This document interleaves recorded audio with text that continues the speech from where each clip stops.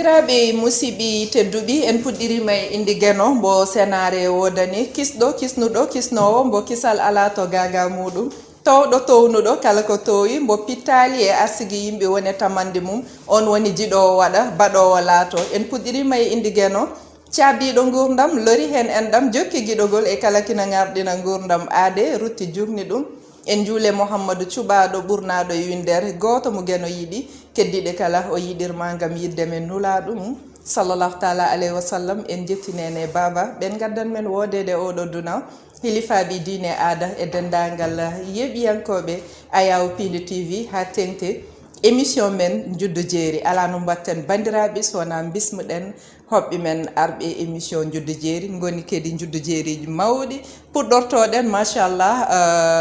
kaw a salminama juurama. Assalamu aleykum kala wiɗo wimi e mbimami tan mi salminima machallah min woni Njuddu Jeeri mawɗo premiére nani min kaw machallah wadde ko noon quoi mi salmini kala jeeɓo rek émission Piindi TV machallah mi salmini moon goto kala inde muɗum e yettode muɗum machallah onon gamtiyide me ayawoji ɗi kaw men garta mak joni keddiɗo noon professeur Njuddu Jeeriji Ibrahima bandiraɓe kon ganda hen nani joni pulaar normal Ibrahima mi salmini keɗoɗe salminangu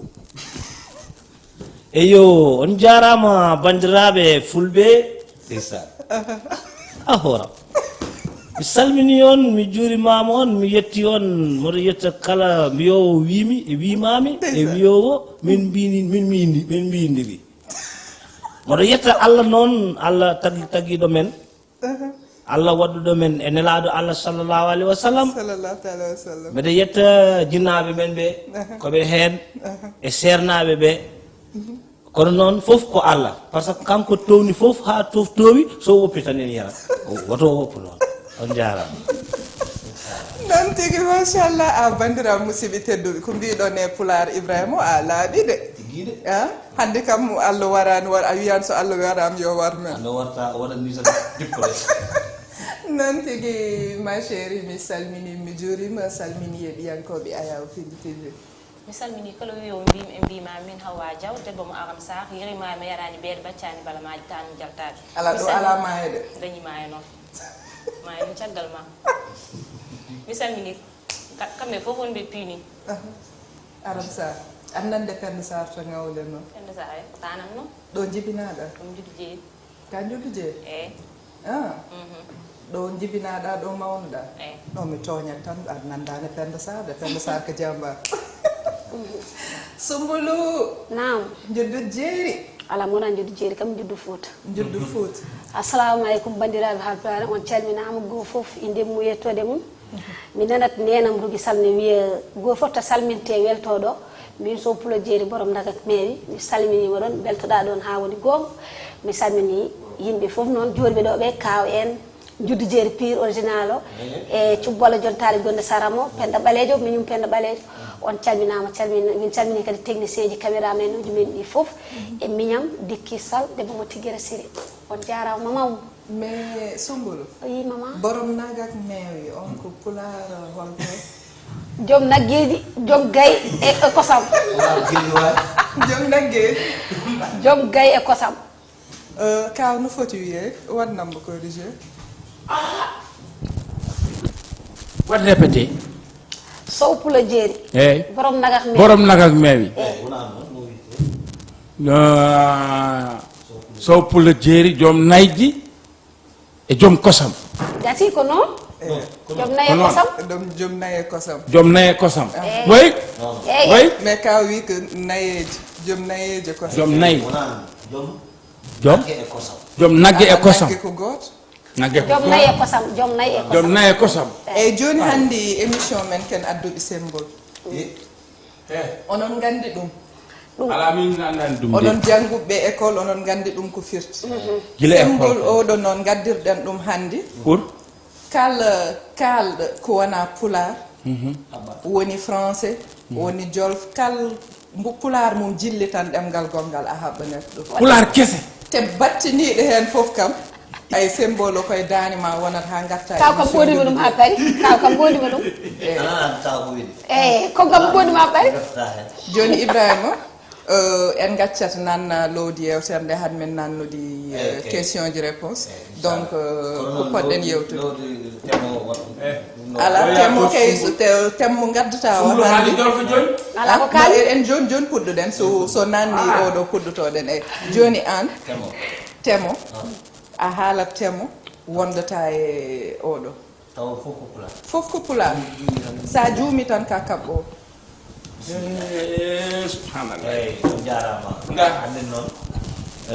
temo jinnomi ko yewten e ko temo ko français d'abord non waddum laabi tati wawi waddum laabi tati non hande ala jaafen mo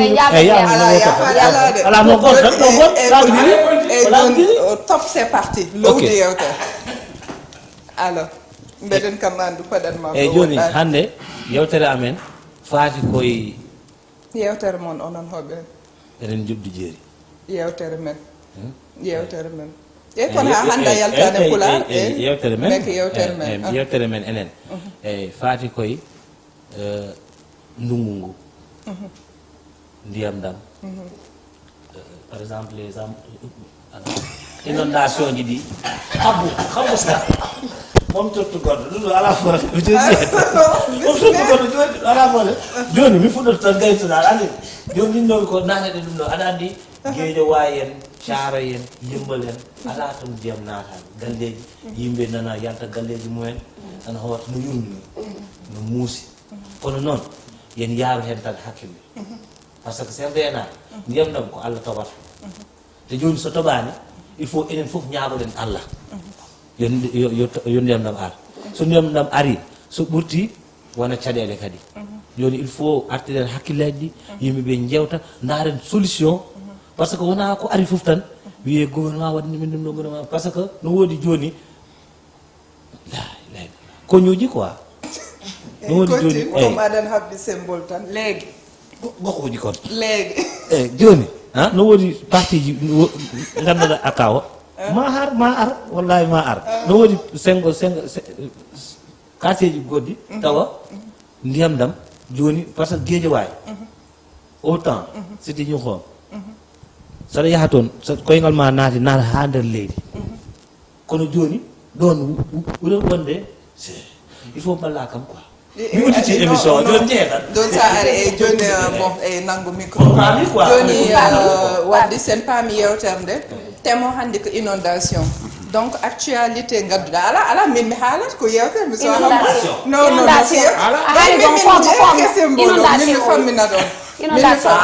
non min mi fammina toon an hon jiiɗa professeur habbune symbole an ewa donc inondation hande sen jii leege fof ko ndiyam probléme aji heewi en jii hay heccanke Kermassar eɓen mbaɗatno hen jomumen jalti mbaɗi hen mars duppi ponoji mbaɗi fof ɓe teeti kaaki janan mbaɗi fof hande en jawanta wonduɓe hen sen kaaliken ciftiren aɗen hande woni piyanoɗo helle hakkille tan girñiti dari on wimi artir hakkille ma o wi koye hakkille piyani est ce que faami o wi koye hakkille piyani merci a wawa miijade par ce que sa woni e in muusi welani ko jiiton koye téléji ɗi ndiyam nder suudu ma dow ha dow less aɗa wonde ɓesguma nayeɓe e fof vraiment in muusi kala bi muusani tan tawata a wuurani ɗum mais noon wona innamade faw men ɗum comme no Ibrahima wini ko Allah faw men ɗum te Allah kala ko waɗi tan won ko waɗir ɗum wadde yo yimɓe jaab Allah mi nani heccanke won mawɗo goto jewtidannomi o wi sa jooɗi balɗe 40 a dañani ko muusma ƴeew beel Allah tikkinami wadde firti pecce Allah en jeeya e Allah fawma pawoji mum muusɗi mettuɗi muña ɗum donc yaade o e ba hande welata janggo metta ewa donc hande inondation o président yimɓe tampini yimɓe gulaali gouvernement hol gouvernement wawa nadde galleji yimɓe gouvernement wawa tottude men ken ligganaki koye men a faami hande ko liggiɗo hawlami men enen ne mbaɗen hakkillaji liggade pourquoi pas ha gonen lamɓe jangga mais wonde lamɗo jangga walla ligganaɗi wurma jangga fawake tan joɗade pawa barade kasuji aɗa wullu aɗa wat critiqué jouoɓe théâtre ga aɗa wat critiqué waɗoɓe ni aɗa wat critiqué ɓorniɓe ɗum la hana joɗan waɗoɓe critiqué koye damal galleji mabɓe jooɗi pawa barade kasma birtiɗo in ɓorni hunde foof mbiyama o ɓornim naggam kaari waɗi naggam koye guur yimɓe tan liggotoɗa donc temps on ɗon mo mbaɗɗa ha gonɗa yimɓe sa ɓosine seeɗa daña ko balluɗa hoore ma wadde wonko gandanɗa hoore ma makki wawa ɗum waɗande hoore mum sak en waɗat ɗum yimɓe wawa wadde foof wonko gandanɗa hoorema Allah tagɗo men waɗnani foof ko pecce Allah okki ɓe seeɗa okki ɓe ha heewi okki ɓe ha hakkille okkani ɓe haydara e peɗeli joyi e fotani donc mi tongo ɗon kaw mi tottuma jewten e inondation bon e kadi ya wiide massa jogi mo galleji mumen dañɓe ndiyam enen mbiɓe massa avant tout massa parce que no musi avant ko belli o fana ɗo ko kaw haala il faut daña français seeɗa quoi il faut daña seeɗa français voilà avant tout joguiɗo avant tout o oui eyi saabu ayi Allah ko waɗi il faut tinno parce que ko Allah waɗi toɓo ngo ha toɓo ngo arayno parce que guila nden ha joni yimɓeɓe ñaago yo toɓo ngo ara parce que hama guila nden min dañani toɓo ngo affaire toɓo ngo so ari noon so bonni hay goto yiɗani ɗum kono so ari ko sababu nde suñu borom Allah waɗi ɗum sababu suñu borom sababu suñu borom Allah ko Allah waɗi ɗum yemin tinno et puis mbiɗa lancé appel gouvernement ji soɓe mbawi mballudeɓe yoɓe wallu parce que wona gouvernement hay kodditma eyyi hay kodditma kala wonno autorité tan dañɗa doole e quartier ma tan sa wawi walleɓe tan mballo wallahi ok parce que voilà ko Allah waɗi ɗum affaire en tout cas yo Allah wat jaam e nder Sénégal parce que jaam so dañani hay goto dañata jaam yo Allah yo Allah wat jaam so jaam dañani mi sikki so jaam dañani ɗo e nder Sénégal an a tinat ɗum min mi tinat ɗum ala a wona ko noon wallam tan annene an woni professeur kaw a yaltata e émission mi liɓani donc jiɗɗa wiide so jam ala hay goto dañta jam min mbim ko so jam ala jama juulitaki jam ɓuuri jambere eyi wadde ko noon mais kaw haɗam yawtude Sumbulo en kaw emin mbe sikki c'est la première fois plateau Haalpulaar holi gonɗo kaw ma waɗ intéressé e yeeɓoɓe tonggana min hay so woni haalde hoore mum weeɓani e en jii kaw kadi e banggue hoddiɓe men jolfuɓe toon jouat donc so kaw in joue e banggue jolfuɓe sin haal jolfo sin haalde jolfuɓe cikkata ko kaw nanani jolfo tellement que no waɗatni ɗemgal mum joni la preuve won mbiɗom deke kaw in nan jolfo donc te dalke kaw ko Njuddu Jeeri mawɗo ko Njuddu Jeeri mawɗo way parce que kaw a haali konngol intéressant parce que yimɓeɓe fof ɓe sikki min nanani sah jolfe wallahi ede komin Njuddu Jeeri mawɗo wadde ko Thiès ko jinnabam juddu ko Fouta Wursiidi kono min jibina ko do Thiès eyyi min e Yoro fof kono Yoro min mboɗo dañi gorgolam ko Haalpulaar ɓawam Yoro jibini après gorgolam wiyete ko Fatmata Boubou kañum e miñam goto wiyete ko Sukay kambe manam babam tutti gorgolam quoi no wete kadi haytude sembulo yawtayde dal mande dum tahi kambe be nani pular jon an yero ko jiidu don baba goto onon jiidi baba ay min jiidi baba goto parce que dum in wadi yeddi sa haji yoro non na yaha fuuta buri kewdo yoro kanko e yaya ga nyanda kala o yahat fuuta tan hani yomon fuuta ko dum tahi yoro demdal makko est ce que gaccata mo wadde buri et il faut non moram bila wada débrouiller kay gacce mo wadde non mais il faut be ngarat no il faut be ngarat ngoppi kaw ser kaw do jo no do wondo affaire ko modde hay domada bur modde j'aime bien professeur wana nonde j'aime bien no haldanne jeur namdo est ce que mi wadde théâtre do pular non théâtre pular me da wadde non, c'est la première fois au jodi plateau c'est la première fois mi ari do mi jodi e plateau hal mais kaw jafda ha hande had men yawtude enji min ko mbiyam ko ñaan fof mbeda haaldum e émission jam andubi men aldubi men yimbe men mawbe masha Allah nene bangi jolfo hewbe non andata o ko bi pul a fami anam no tan neddo yima nenam ko pullo walla babam ko pullo walla ka tanam ko pullo sen ƴeewi onon hande waɗoɓe débrouiller pulaaro par ce que hay sa woni e leñol jolfuɓe a accani ɗemgal ma par ce que parnotoɗa ko pulaaro a loggo ɗemgal ko pulaar tan jinmin men de carrément non merci aɗa yiɗi wallahi aɗa yiɗi pulaar carrément joni noon jinmi andude kaw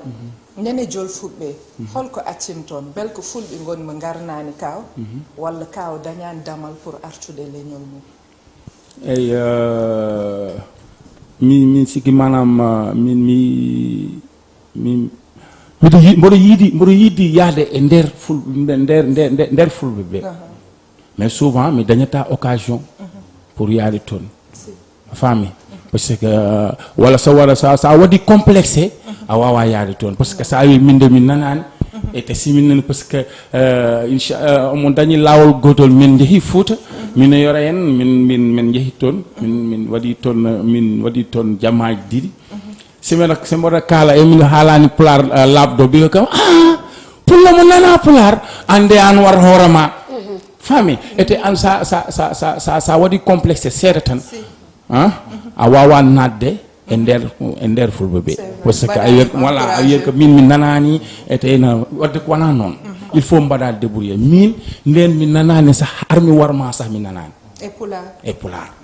ete mbiɗa waɗi débrouiller par occasion des films par occasion aussi tamit so aji mbiɗa dañi sehilaɓe haal pular so mbaɗa waɗa débrouiller eten jiɗmi koye wadde débrouiller ha min nana carrément mais machallah ha hande jaafuɗa c'est intéressant e talent mbo kaw jogui o in haala pular holmbo kaw ñemtinata hol woni haal pular mo ñemtinta walla donc e série ji ma ɗi saɗa haal no mbaɗirtani ɗemgal ma voilà ala omo dañi goto pa manam min inde kawo ko yoro addi dum e Demba Sow parce que nden mi moɗo wi Thiès yoro mon Dakar 98 ko babam sanki baba amen sanki 98 wa kamɓe ɓe rutti Dakar min mi mboɗo mi Thiès après min waɗa galle Pël nandité après Demba Sow ko mawno amen kanko e yoro jiddi yummay baba après o wi pourtant ibo mona min yinde dod ko Ibrahima Sow woni indi ma o wi kam idi ibu omon Thiès nodde ibu yora après mi ari wi kam boy ben jiido wadde film goto wieto ko Pël nandité jidmi koye mbaɗa rôle kaw an woni kaw yoro mbimomi ala problème min jeehi répétition 2 ou 3 fois j'ai fait répétition après j'ai réussi le rôle de kaw fitɓe après kaw noon guila nden ha joni ko kaw tan nanan min kaw nan mais après isil kaw veridi e affaire mi jettimo e baba goto wiyete ko bayal ko babiraɗo haal pular mo ganduɗa omon do Thiès mais wodi do 20 ans o yida nande olof jolfe parce que ko raciste so mbodo je so jetto sukabe hey boy doomu Souleymane bi day ñappal sama hona hey doomu Souleymane bi yow mi momi ala kawbel adeni jetto horema an bopal bi xam wada ko jetto horema an doomu Souleymane bi day ñappal sama hona affaire bobu ma John affaire wadi kam frappé sukabe bade toujours exprès pour pao jettat quoi chaque jour be wodet exprès na jetto wallahi joni non min sama mi papa hen mo tara sukabe parce que an addi ak horal ala min jetto horal pe yow bi day ñappal sama joni non mi jetti o yissin bi momi ada andi théâtre toujours pour holle yimbe be il faut jetta affaire o e nder yimbe pour holla be yimbe be ok très bien ko école joni non min mi jël mi fawi au rôle après mi wadi mo incarné kaw bayal même biddo makko o wi kam o wi baba ibu kaw ko profil ma o jetti quoi affaire yoy un jour au jebi télé mi de jouer comme no symbole yawta surtout non jono yaltar ka jono yalta mara wadde ɓuuri de téléspectateur nana komi kaali wanande yow kanko toñowomo o saɓrani o wiya kam an arga yew ar an waɗa kam e nder télédi mais yow an waɗa kam e nder télédi a fawi do e ver majji aɗa andi min ko dewo waɗanmi weramdi pourquoi ça joni nami ñappal honma allez gila nden ha joni non voilà mi wadimo e nder télé mi wadimo e nder théâtre sénégalais di be yidi franchement be conscient faire machallah ha joni aussi quoi mais comme ko kali no wiyete no mbiɗa waaw comme no mbiɗa ko machallah min mboɗo yiidi wadde retrouver e nder pulaar adendi an machallah ka garto par ce que émission courɗo an in namni yimɓe joɗɗinma baddeɗa émission courɗo par ce que ko poɗɗa ko yaltinande leñol ngol ina heewi machallah kadi en jii aɗa jogui talent machallah ala no mbatten so wona garten e sukaɓe rewɓe mbeɗen symbole o ka ceertowo ma chéri mi salmini mi juurima mbeɗa lam jamma donc vite kalen e inondation noon woni jit symbole men to inondation comme franchement no muusi hay anen ko hetto franchement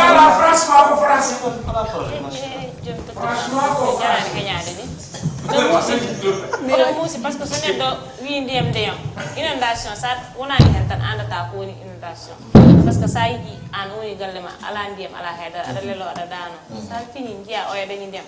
an he hoorema sa a watta soulagé au fond parce que affaire o muusanma a hersute hay jewde mo ni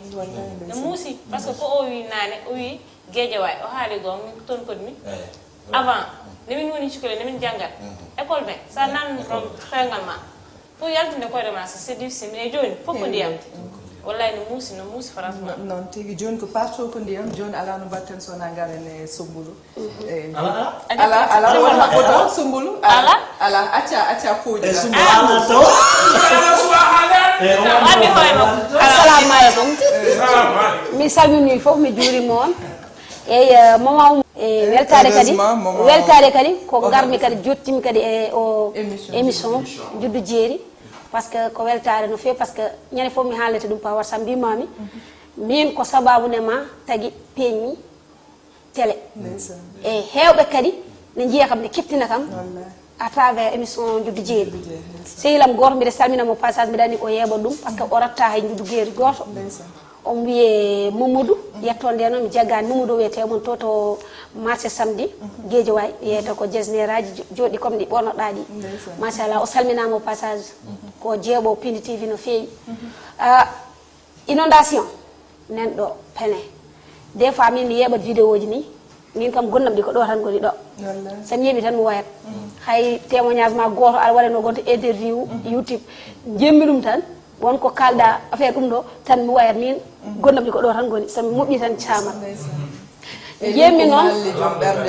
yemmi noon inondation ji Keur Massar en ɗiɗon mi yittani continde vidéo par ce que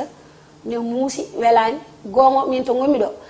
ndiyam so tooɓi tan jippoto minen ndiyam tampinana men ɗo leegal amen ndiyam tampinana men kono saɗa daara won galleji mi darto étage am mi daro e balcon am mbiɗa daara galleji ndeysande korsa ne juppo mballa walta sone lelo dekkata ko darudeji mabɓe ɗi dekka hen panuji boluji wadde an sa lelima ni a wawata ɗanade miijoɗa ko ɓeeɗon wadde minen ala kamin mbawi hen min gona politicien ji min gona kadi ɗum ɗoji sernaɓe kono minen jogui duwa uji amen minen duwanoɓe yo Allah yaltinɗe hen par ce que koɓe goni ko minen aɓen mbawi wonde place uji mabɓe hay tiggere to jeeyami ɗo alani Fouta kam watta inondation comme no guureji Dakar ɗo wayta ni kono so tooɓi min lofoto ko ɗum wiyete min lofoto mais Fouta ne sohli tooɓo ngo par ce que guesse men e non non sa nini mi wiya nono so tooɓi ay dañca yaltude ala minen min goni ko nder tiggere ma tacca maayo mballa rewla lawol jammel ngol a wawta yaade wona moto wona auto wona saret so tooɓi ɓe mbiyata ko ƴiwonde waɗi hay goto yaltata mbaytata no prisonnier ni ala Dakar ɗo so tooɓi aɗa wawi jolde oto jaaha taliji ɗen ɗo toon ala taliji tiggere ko ɓakke walla ko jaaren no waɗi ɓakke so tooɓi waɗat beeli banggueji laaɓi ɗi foof bonat ko sukaɓe worɓe wonɓe merci an jaaɗo tiggere aɗa andi korɓali professeur amen to jori manda woni korɓali professeur amen to jori onon kam jaran ɓe namno mon korɓali namdo kaw korɓali oɗo andi korɓali merci kaw korɓali ko woni korɓali korɓali ala mboɗo andi korɓali woni korɓali mbabba wona mbabba non korɓali koko haɓata baali ɗi ɗum woni korɓali est ce que wona genre beeli walla ko hoɗum koko hoɓata baali korɓali aɗa andi so tawi ko daade woni kordade kono so tawi ko kord andi ko korɓali ko hoɗum korbaɗe wallahi mi anda ko Njuddu Jeeri sumbulu korɓali ko beeli ala mi andade korɓali wona beeli korɓali so tooɓo tooɓi aji so tooɓo tooɓi beelo somo haali tan o wiya ko ɗum o yiɗno haalde ko ɗum kay mi haali somo haali tan o wiya ko ɗum o yiɗno mi haali bandiraɓe beeli kay beeli woni waro korɓali pulaar wondi ko ay pulaar mi heewi jiiɗa konko noon haalisa ɗum ni min no kaali ɗum min mi haal ha kawen waɓene kawen pamat e weendu ɗum fof wona korɓali weendu ko goto beeli ko kewi korɓali bon sa yeehi comme Fouta ni so tooɓi ko comme ɗum ndiyam debbatɗa so silti joni ay leydi ndi no waɗat peeje comme genre caro ayno no feccirto ni o ɗum woni korɓali no waɗa peeje a faami won so yooriɗa so ndiyam ɗam yoori so yoori waɗa peeje an ɗum janguɗa ay min ko ka wiyanno ko mbo ñemtina to min tanam ko banɗo compliqué tanam nenam ko Njuddu Jeeri nenam ɗo jibina mawni ɗo he kawiraɓam kamɓe fof tanam woni ɗo duuɓi capanɗe ha yalti adun nanani jolfo jaɓani ay won koddiɗo mabɓe eggannoɗo joni noon o yiiɗi mantude koddiɗo dal o yiiɗi wiide on ko moƴƴo oye ñakka sumuday musul gis ko mel ni yo baahul yo musul gis ko mel ni yo baahul oye neɗɗel moƴƴel dimen yo ya baahul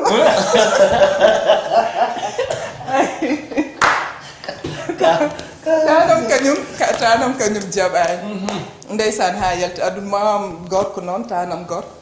on ko intellectuel kañum mais tanam debbo kañum jaɓani ha yalti aduna donc question réponse sabbitin ko weeli yonata mais vraiment sinno ko saga minute aji ɗi ɓurat ɗo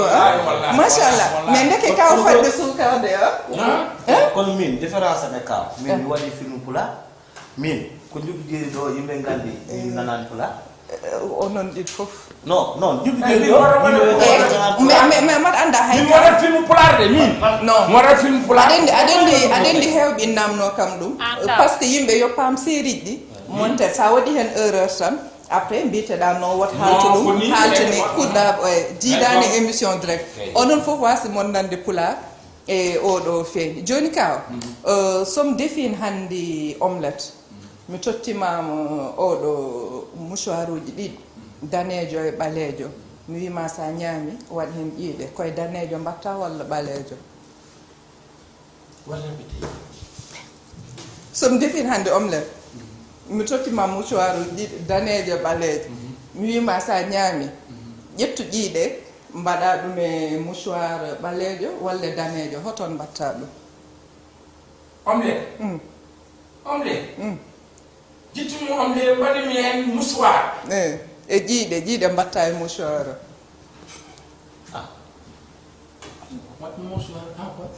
haal tan an Ibrahima haal non ɗum ɗon non wi sattani wata so tawi ko jeeri aɗa andi mouchoir danejo moddat aɗa andi ɗum ɗo moddat no waɗa ɗum joni waɗa ɗum e ɓalejo ɓalejo ok ko noon kay gasa kaw waɗa ko noon kaw noon joni maɗa haɗen koye dirse modda ko continue kono mi tan mbiya donc an to mbatta ɗum mi sikki omelette ala jiye ha cum omelette debbo mo geeji wawi daw ko yonta en ala jiye subal ɗe am jonta wala question wa omelette o wiya o ko bofo ko boofo ƴey ko boofo ko boofode bofode minen ndiɗo fof min yani ko konngole yandinma sa woni e télé sa neɗɗo ƴewnma sa wi ka Njuddu Jeeri o fond min hande tan sikki joɗaɗa haala jolɓe mbimi Soumboulou o omo nani c'est très important pour yimɓe haalpulaar ɓe gandu machallah yimɓe maɓe parce que jiɗmi koye yaade nadde e nder fulaagu carrément min mbabba ngappi makko vite fait tan udden émission saɓɓitima mbabba ngappi makko e question ma ko ɗum min question amo komin namdotoɗo son firtani hande ha émission gongo ko namtoɗon kono min komin namdoto ko so jolfo no wawi wiide ɗum non e haala non jolfo so pulaar no haala ɗum tawat ko omo hadma goɗɗum quoi pour oto wat so tawi ko jolfo haalata to e haala jolfo o haala inde tati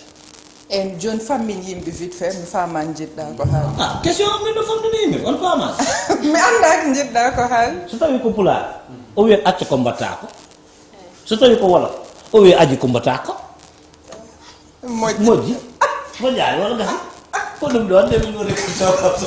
tatam symbole mi ƴeew mon jogoɗo wattida noto mbabba ngappi makko 3 fois mbabba ngappi makko yawat noon 3 fois mbabba ngappi makko mbabba ngappi makko ha won mbabba ngappi makko mbabba ngappi makko 3 fois wona noon mais saɓri no Ibrahima mbabba ngappi makka mbabba ngappi makka ngappi makka magi ngabba oye ngabu makki makko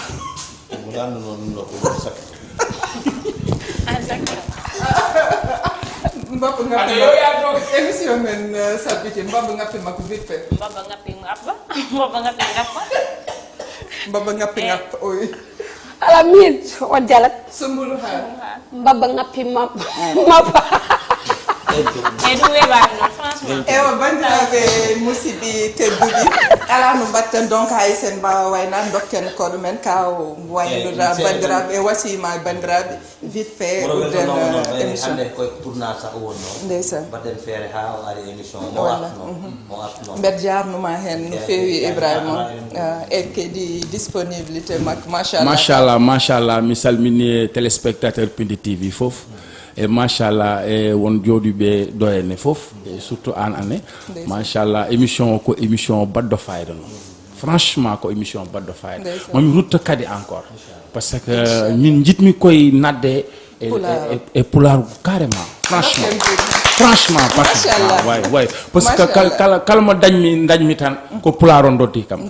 ko pulaar o totti kam par ce que ko demgal pulaar jahatmi ha joni wallahi azim wallahi e Ousmane noon mbiyete ko Ibrahima ko sehilam guilepel nante mbiɗa salmini yoro aussi parce que